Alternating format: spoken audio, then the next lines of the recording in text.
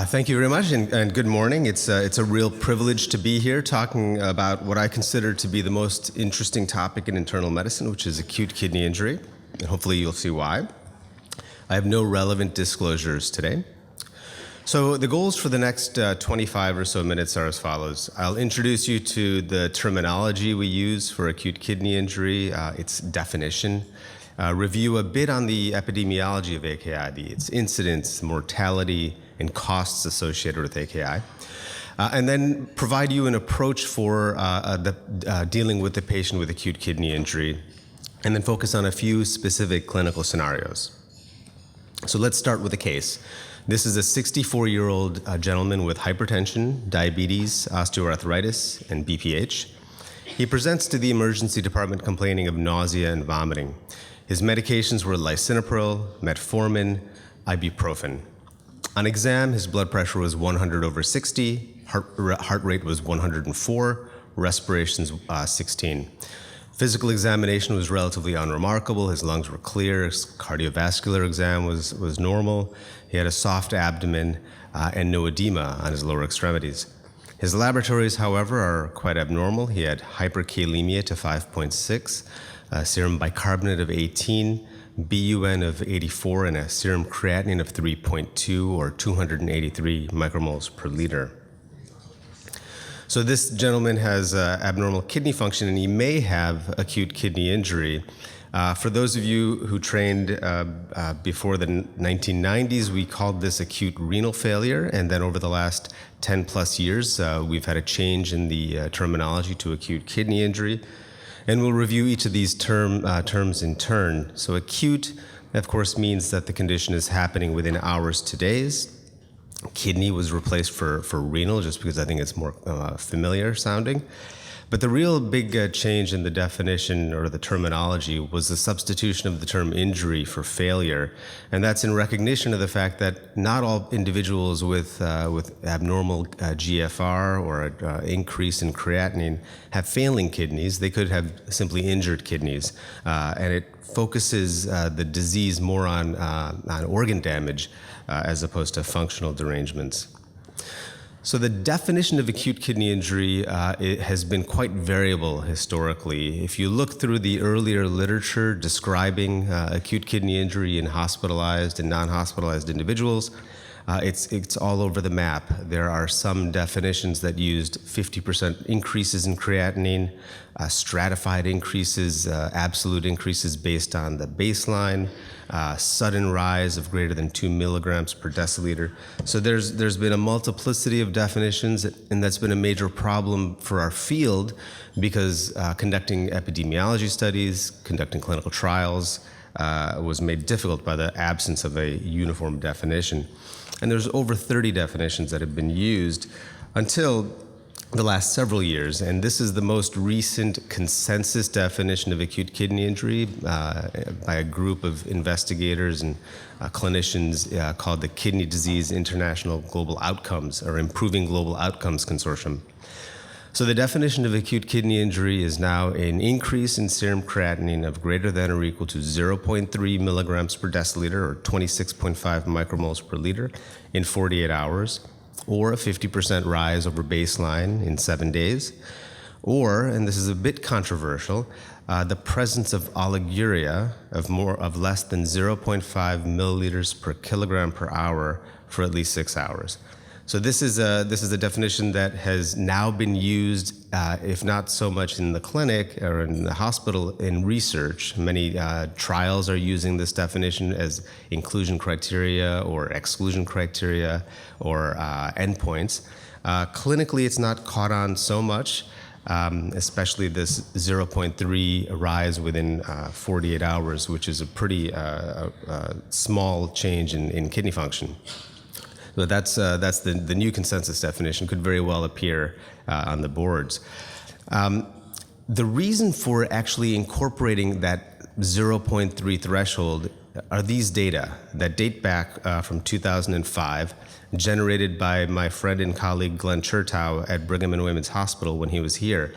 What he showed, and this is a graph from a paper showing the odds of death on the y-axis, and it goes from 0 to 90. So this is a huge increases in risk of death that they're showing, and they're showing that relatively modest increases in creatinine, 0.3 milligrams per deciliter, were still associated with an increased risk of death. Of course, the major risk of death is seen in those with substantial rises in serum creatinine. That's not surprising. But the fact that small changes in creatinine, so 0.3 milligram per deciliter rise, was still associated with a 70% increased odds of death, that really prompted this new definition, incorporating smaller changes. Acute kidney injury is also increasingly common, and not just because of the changing definition. We examined this, and others have examined this in time series studies, showing that there's been an almost fourfold increased risk of acute kidney injury over the last 20 years. A community-based estimate of incidence of acute kidney injury suggests that it's about as common as stroke, 520 cases per 100,000 population. So acute kidney injury is increasingly common over time, probably coinciding with the increased prevalence of chronic kidney disease, more aggressive use of interventional procedures, cardiac procedures, and imaging with CT contrast agents. Acute kidney injury is also expensive to our healthcare system. It's been estimated that the cost of medical care of an individual with acute kidney injury after cardiac surgery increases by 60%, and $5,000 when creatinine increases by just a small amount. These are, of course, modeling studies, but the idea is that preventing acute kidney injury would result in substantial cost savings to the medical community and governments, about $10 billion annually. So that's the epidemiology of acute kidney injury. I'll now switch to the approach, the clinical approach to the patient with acute kidney injury. So we approach it in some anatomical sense. So I'm going to first give you a brief overview of the anatomy. This is the gross anatomy, the anatomy of the kidney and ureters and bladder. This is the micro anatomy, which I'll review in a little bit more detail when talking about specific causes of acute kidney injury. So we approach it anatomically in the sense that we divide it, and this is a time-honored approach to acute kidney injury, into pre-renal, post-renal, and intrinsic causes of acute kidney injury. So post-renal we'll start with. It's the one that you should really strive to rule out initially because it's quite treatable. So post-renal acute kidney injury occurs when there is an obstruction to flow of urine anywhere along its course, either very proximally with stones or blood clots, retroperitoneal fibrosis along the ureters, or even very distally with bladder outlet obstruction, obstructed Foley's, urethral obstruction. The approach to ruling out post-renal, of course, is to first check a bladder scan, insert a Foley catheter. But imaging is the mainstay of diagnosis, either renal ultrasound or CT imaging, or of course MR if it has already been obtained. A couple of pearls on the diagnosis of post-renal kidney failure. Early in obstruction, there may be no radiographic evidence of hydronephrosis. The kidneys and ureters have not had time to increase in size. The other very important setting in which there can be a false negative, so no radiographic evidence of obstruction, is in the setting of retroperitoneal fibrosis or in tumors with bulky retroperitoneal adenopathy. In those conditions, again, there is a mechanical obstruction that basically does not allow the kidneys or the ureters to show evidence of increase in size. The diagnosis in those conditions has to be pursued with a retrograde pyelogram, or sometimes even just going straight to interventional procedures, ureteral stenting or percutaneous nephrostomy tubes, if the pretest probability or suspicion is quite high. So that's post-renal obstruction, important to rule out. Pre-renal, on the other side, is when the kidney function worsens due to renal hypoperfusion. There's thought to be no actual structural injury to the kidney, and there's generally recovery of kidney function once hemodynamics are restored. The causes of prerenal azotemia include the following. You can be hypovolemic, there can be decreased cardiac output, or there can be decreased effective circulating volume in the setting of congestive heart failure or cardiorenal syndrome or cirrhosis. And then there can be impaired intrarenal hemodynamics, and this can be drug-induced. And it's worth pausing to review a little bit about the intrarenal hemodynamics and response to hypovolemia. So when there's hypovolemia, the kidney senses it and through a remarkable series of adaptations maintains GFR. And it does this by maintaining the intraglomerular pressure by increasing the vasodilation on the afferent side, and this is prostaglandin mediated, so the afferent arteriole dilates, so there's an increased blood flow, or the efferent arteriole constricts, and when there's efferent arteriolar constriction, the perfusion pressure or the hydrostatic pressure within the glomeruli increases.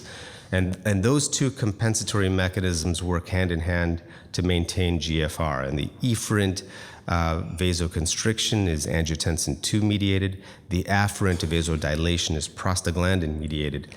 And in prolonged hypovolemia, this can be overwhelmed, and you can develop acute kidney injury or prerenal azotemia.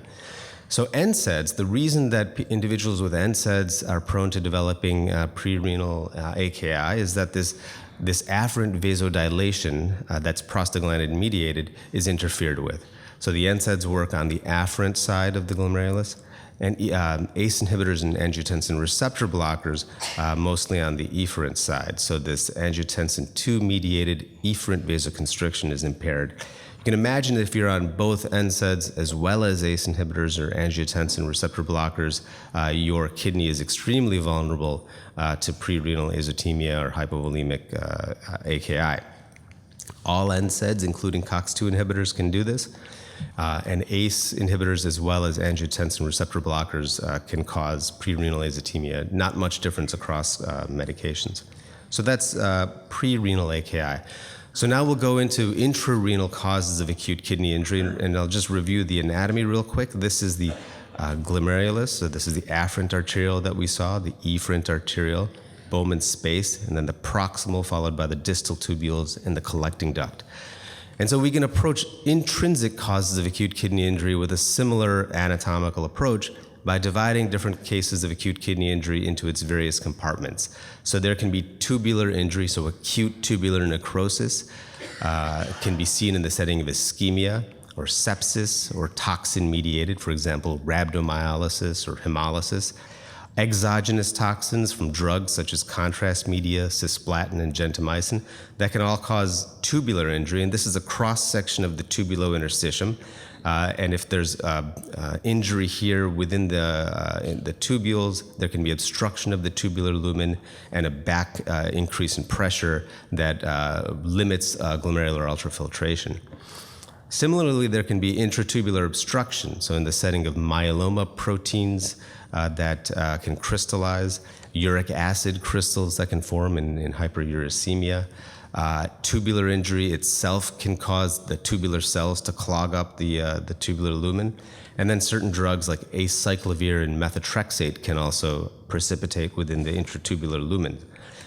Then there's the interstitium of the kidney. So this is the connective tissue that's a big constituent of the renal parenchyma and a very important constituent. When it gets inflamed, when there's interstitial nephritis, there can be acute kidney injury, and that can be in the setting of allergic diseases to or allergic reactions to medications, so penicillins or rifampin. There are certain infections that can also cause acute interstitial nephritis. Severe pyelo is unusual as a main cause of AKI in and of itself without hypotension, but severe pyelonephritis can cause inflammation in the parenchyma.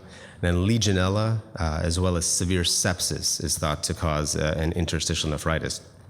There can also be infiltration of inflammatory cells into the parenchyma, so in lymphoma or leukemia. And then certain inflammatory conditions of the kidney that cause interstitial inflammation include Sjogren's disease, tubulointerstitial nephritis with uveitis, relatively uncommon, and again, sepsis. And so that's the tubulointerstitial compartment, a very important cause of acute kidney injury. And then the smaller blood vessels in the kidney can also become inflamed or injured. And this is here again in the glomerular capillaries, also the smaller peritubular capillaries. So glomerulonephritis, vasculitis, TTP-HUS, disseminated intravascular coagulation, atheromembolic disease, when there's cholesterol plaque that can get into this afferent arteriole and cause hypoperfusion. Severe hypertension and sepsis all can cause injury to the vasculature. Then the larger vessels can also be involved in acute kidney injury, so renal artery emboli, or dissection, or vasculitis. Bilateral renal vein thrombosis can cause acute kidney injury. And then finally, abdominal compartment syndrome can cause AKI, probably through both compression of the vessels as well as compression of the tubules. So acute kidney injury can also be thought of sort of as, what is the pretest probability based on the clinical setting? So what are the common causes of acute kidney injury based on the clinical context? In the outpatient setting, important causes include prerenal azotemia. Think about individuals who are on ACE inhibitors or angiotensin receptor blockers who then become ill, have the flu, hypovolemia. Their efferent vasoconstriction can be impaired. So that's a very common clinical setting when someone has an illness, as well as concomitant use of an ACE inhibitor, particularly if that's also with an NSAID at the same time. Another outpatient cause of acute kidney injury to be vigilant about is obstruction in an older individual, male with BPH, or someone with a history of kidney stones. You should have a high suspicion for obstructive causes of acute kidney injury. In the inpatient setting, it depends on the further clinical context. In the medical ICU, ATN from sepsis and drugs is a major cause. The cardiac floor, contrast administration, cardiac surgery itself can cause a lot of inflammatory changes, as well as hypotension that lead to AKI. Severe cardiorenal syndrome can cause acute kidney injury. And then in the surgical intensive care unit, rhabdomyolysis, sepsis, postoperative ATN. The acute kidney injury internationally, particularly in the developing world, has quite a different epidemiology. In sub-Saharan Africa, probably diarrhea has got to be the #1 cause of acute kidney injury around the world, but also conditions like malaria. In severe malaria, falciparum in particular, there can be intravascular hemolysis, and I showed you that graph of causes of acute kidney injury. Hemolysis can cause pigment-induced injury to the tubules, leading to acute kidney injury. In the tropics, conditions like leptospirosis should be kept in mind for AKI. And then other miscellaneous conditions, post-streptococcal GN is an increasingly common cause of acute kidney injury. And then in disaster areas, crush syndrome after severe earthquakes, for example.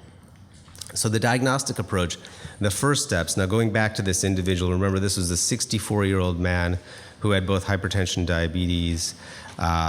He was in the emergency department with nausea and vomiting. And remember his medications, he had the 2 meds that I have been sort of trying to impress upon you as major precipitors of prerenal azotemia. He's on both an ACE inhibitor as well as an NSAID. He's on metformin. His exam is notable for just a little bit of mild hypotension perhaps, and pretty severe acute kidney injury. But is it acute? So the first question to ask is this acute kidney injury or is this actually just chronic kidney disease?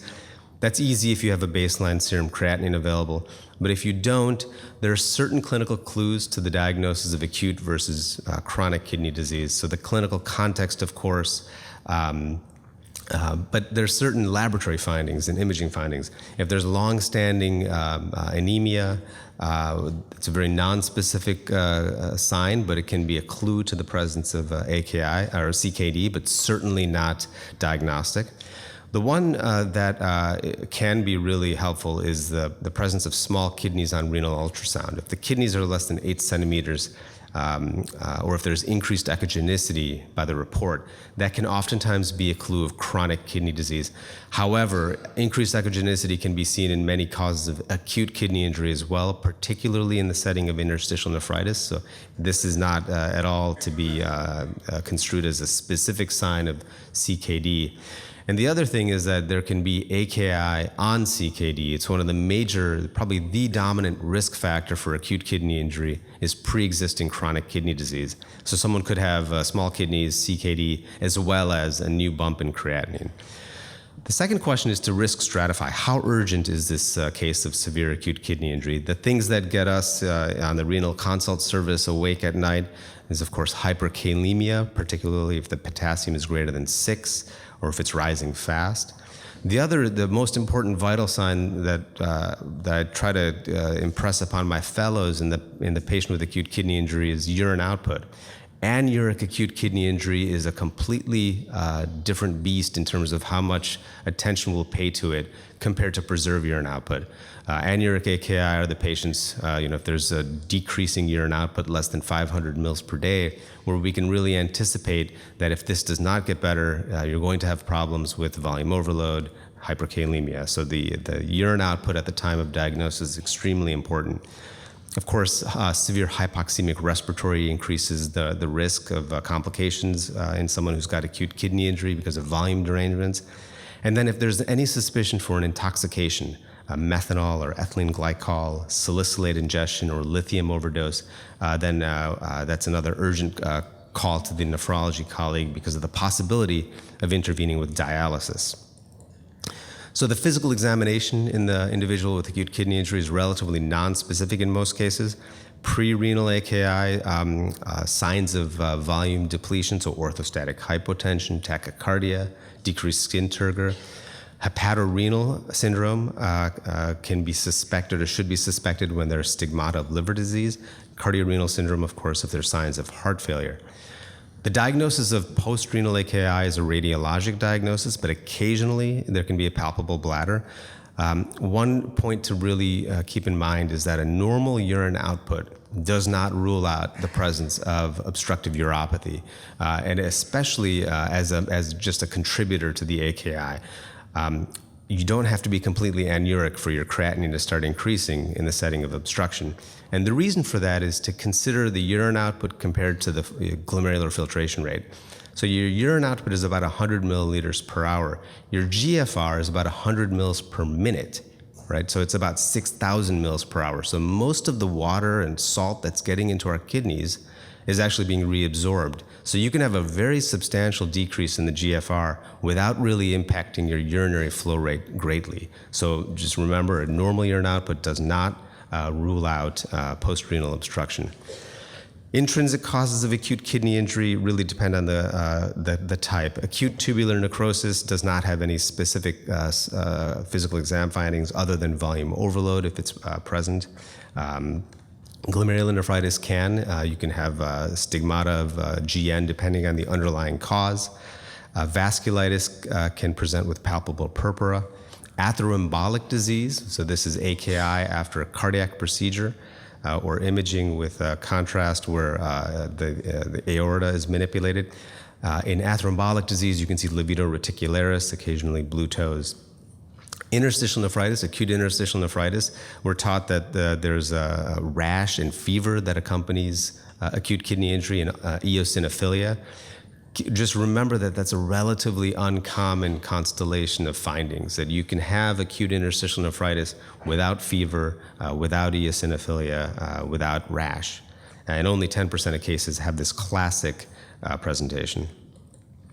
So the studies to get in the individual with acute kidney injury, the Chem7, BUN, creatinine, calcium are generally obtained. Phosphorus can be important. Uric acid as a clue to tumor lysis syndrome. CPK as a clue to rhabdomyolysis. The CBC with differential for interstitial nephritis. So if you see eosinophilia, that does increase your suspicion for AIN. Renal ultrasound or CT scan should be obtained in most cases of unexplained acute kidney injury. And then the urinalysis and urine sediment. And we'll make a couple of comments on the fractional excretion of sodium. So we're taught about this entity, the FeNA, or the fractional excretion of sodium in the differential diagnosis of AKI. And you'll remember it's the urine sodium, it's the serum sodium, it's the urine creatinine and the serum creatinine that are put together in a formula that spits out a FeNA, or fractional excretion of sodium. And the threshold that you were probably taught in medical school is 1%. If the FeNA is less than 1%, that's pre-renal azotemia. If it's greater than 1 or 2%, that's consistent with acute tubular necrosis. That can be helpful, but remember that you can have many exceptions to this rule.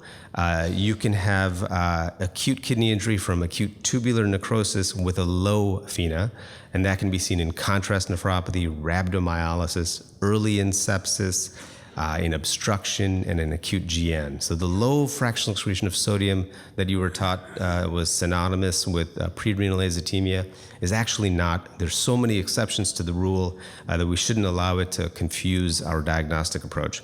You can also be pre-renal with a high fractional excretion of sodium. So individuals who are on a loop diuretic who have sodium spilling into the urine. Individuals with pre-existing CKD are also operating at a higher fractional excretion of sodium to begin with, so you can have a higher FeNA with pre-renal azotemia. So back to this case of our individual with an elevated creatinine in the context of ACE inhibitor use, NSAID use, and a potassium of 5.6. So we obtained baseline labs. His creatinine was 1.0, so this is acute kidney injury and not chronic kidney disease. In terms of risk stratifying this individual, I would say it's not a complete emergency, but definitely urgent. He's got pretty significant AKI. This would be called stage 3 acute kidney injury because it's more than a tripling of his serum creatinine. He's got a potassium that's abnormal, 5.6, so definitely an urgent case of acute kidney injury. The immediate considerations that should come to mind are the following. So pre-renal azotemia because of his use of NSAID as well as ACE inhibitor. He's got a history of BPH, so you should suspect obstruction. And remember to stop the metformin in this individual. He's got also an emerging gap acidosis. So what to do with this patient?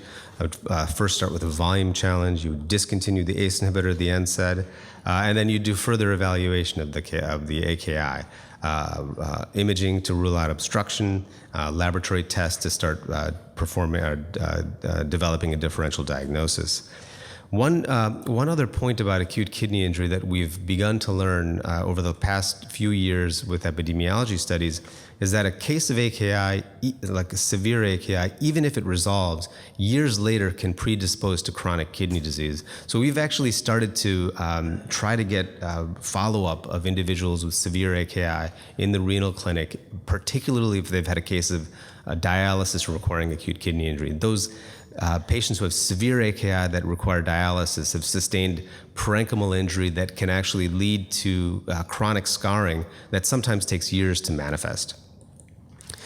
Further evaluation of intrinsic AKI, if you think that the patient's not pre-renal, you've ruled out post-renal, and you have no real reason to suspect acute tubular necrosis, so there's no sepsis, it's not post-op, there's no nephrotoxin exposure, et cetera, what are the labs that you should get to round out the differential diagnosis? Here's a partial list. We get complement levels, which can be low in diffuse glomerulonephritis, particularly in SLE. ANCA and anti-GBM testing can be quite important in unexplained acute kidney injury from ANCA vasculitis or anti-Goodpasture's or anti-GBM disease.